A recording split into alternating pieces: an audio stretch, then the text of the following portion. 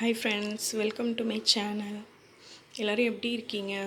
Corona டைமில் எல்லோரும் சேஃபாக இருங்க வீட்டில்.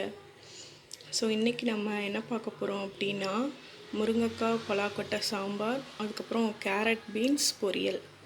ஸோ அதுக்கு நான் தேவையான பொருள்லாம் எடுத்து வச்சுருக்கேன். ஃபஸ்ட்டு பார்த்திங்கன்னா, இந்த அளவில் ஒரு டம்ளர் துவரம்பருப்பு எடுத்து வச்சுருக்கேன்.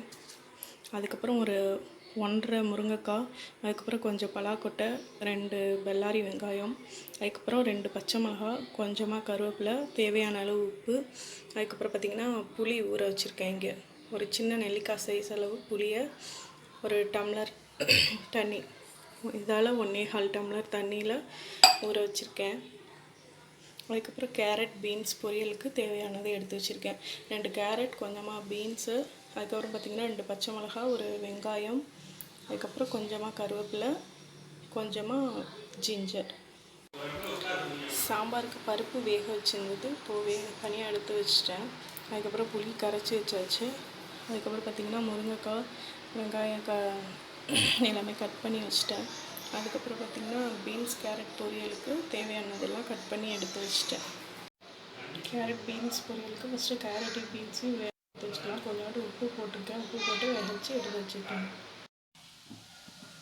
நெக்ஸ்ட்டு பார்த்திங்கன்னா கேரட் பீன்ஸ் பண்ண போகிறோம். அதுக்கு வந்து கடாயில் கொஞ்சமாக தேங்காய் எண்ணெய் சேர்த்துருக்கேன். தேங்காய் எண்ணெய் சேர்த்தா நல்லா ஹெல்த்தியாக இருக்கும், டேஸ்ட்டாகவும் இருக்கும்.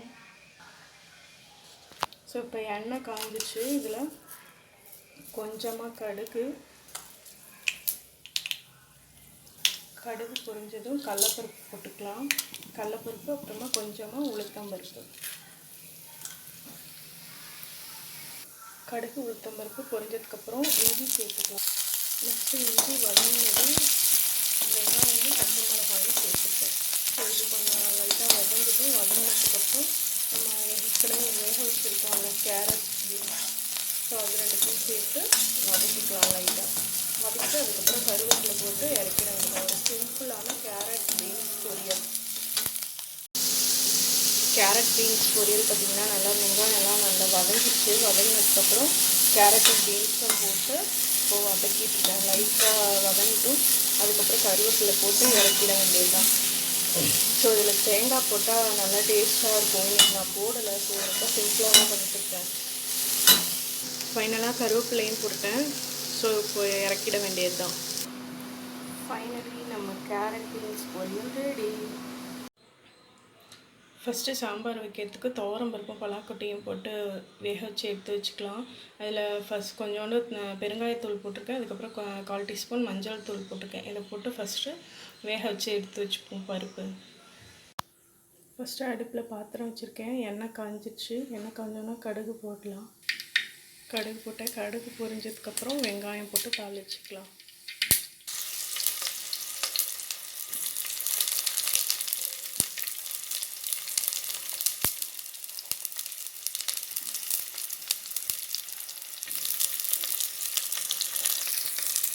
வெங்காயம் பச்சை மிளகாய் போட்டு நல்லா வதக்கிக்கலாம்.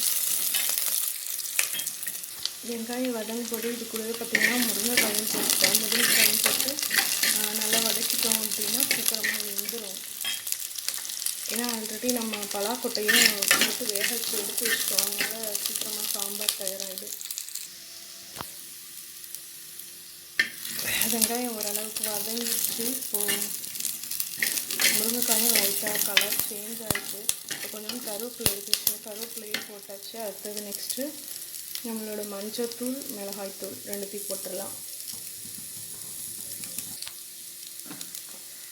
இந்த சாம்பாருக்கு பார்த்திங்கன்னா 1/4 டீஸ்பூன் மஞ்சள் தூள் போட்டிருக்கேன். அதுக்கப்புறம் 1.5 டீஸ்பூன் குழம்பு மிளகாய்த்தூள் போட்டிருக்கேன். அந்த குழம்பு மிளகாய்த்தூள் வீட்டிலையே நான் அரைச்சது தான். குழம்பு மிளகாய்த்தூளும் மஞ்சத்தூளும் போட்டு லைட்டாக வதக்கியாச்சு. வதக்கினதுக்கப்புறம் இப்போது நம்ம கரைச்சி வச்சுருந்தா புளித்தண்ணி ஊற்றிக்கலாம். புளித்தண்ணியை ஆட் பண்ணியாச்சு. இப்போ ஒரு கொதி வரட்டும். நல்லா கொதி வந்ததுக்கப்புறம் நம்ம வேக வச்சுருந்தோம் இல்லையா பருப்பு, துவரம்பருப்பும் பலாக்கொட்டையும் போட்டு நல்லா பொங்கி வந்ததுக்கப்புறம் நல்லா வெந்து வந்ததுக்கப்புறம் ஆஃப் பண்ணிக்கலாம். சாம்பார் ரெடி ஆகிடும். ஸோ இப்போ நமக்கு சாம்பாருக்கு நல்லா புளித்தண்ணி போட்டிருந்தோம் இல்லையா, ஸோ அதெல்லாம் போட்டதுக்கப்புறம் நல்ல கொதி வந்துருச்சு.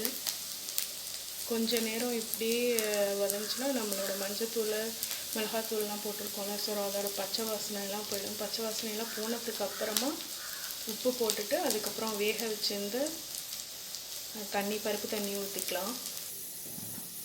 ஒரு 5 மினிட்ஸ் நல்லா கொதி வந்ததுக்கப்புறமா இப்போ அதில் பார்த்திங்கன்னா பருப்பு தண்ணி ஊற்றிட்டேன். பருப்பு தண்ணி ஊற்றினதுக்கப்புறம் உப்பும் போட்டுட்டேன். கொஞ்சம் நேரம் மூடி போட்டு வேக வைக்கலாம்.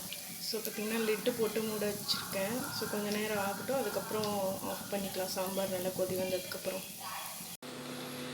சாம்பார் சூப்பராக ரெடி ஆயிடுச்சுங்க. செம்ம வாசனையாக இருக்குது. எனக்கே அப்படியே சாப்பிட்ணும் போல் ரொம்ப ஆசையாக இருக்குது. ஒரு ஃபைனல் டச்சுங்க, சும்மா கொஞ்சோண்டு நெய் போட்டிருக்கேன். நம்மளோட சூப்பரான பலாக்கொட்டை முருங்கைக்காய் சாம்பார் ரெடி ஆயிடுச்சுங்க. அது கூட இன்றைக்கி கேரட் பீன்ஸ் பொரியல். வாங்க சாப்பிட்லாம். ஸோ இவ்வளோ நேரம் பொறுமையாக என்னோடய வீடியோ பார்த்ததுக்கு தேங்க்யூ ஃப்ரெண்ட்ஸ். உங்களுக்கு இந்த வீடியோ பிடிச்சிருந்துச்சுன்னா லைக் பண்ணுங்கள், ஷேர் பண்ணுங்கள், கமெண்ட் பண்ணுங்கள், என்னோடய சேனலுக்கு சப்ஸ்கிரைப் பண்ணுங்கள். Thank you, bye bye.